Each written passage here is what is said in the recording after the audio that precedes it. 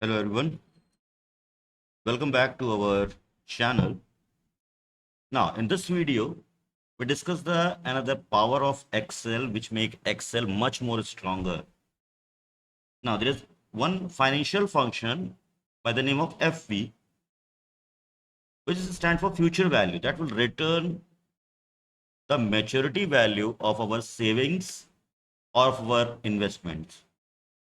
As per as we can see this scenario, there are two scenarios that we include in this video. First scenario have the investment on the per month basis, including the rate, time. Then we calculate the maturity of these kind of amount. And there is another case in which we calculate the per month basis savings amount as well as the first initial big investment. Just take a look. In the first example, we apply equal sign FV. Then we include the rate of interest divided by 12 because each rate of interest we charge yearly basis. Time multiplied by 12 to convert the year time into month. Then minus saving amount. This amount has been deposited in each every month. So this is the maturity of this amount that we can see. The investment of 1000 per month basis per. Then we calculate the maturity. All these are the amount that we get after certain period of time depositor can hold or withdraw. Now, in second example, there are initial investment of 20,000 at the first time. If I say this is the month of July, so in this month of time, they invest 20,000 or for next 2 years, they invest per month basis 1,000, 2,000 and so on. Now, what will the maturity? Let me show you.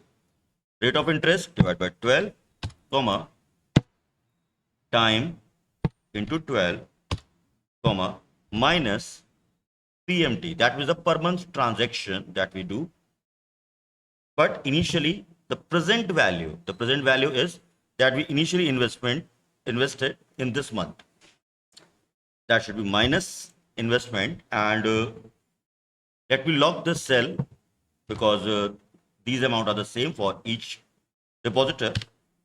Now you can compare the result of your investment. Now see this result.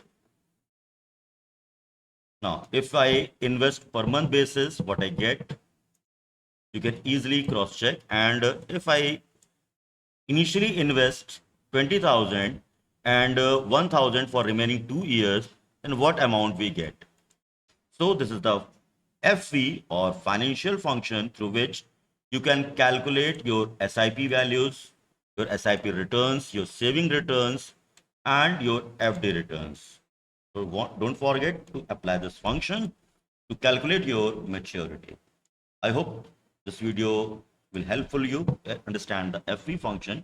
If you really like this video, kindly like the video and subscribe our channel.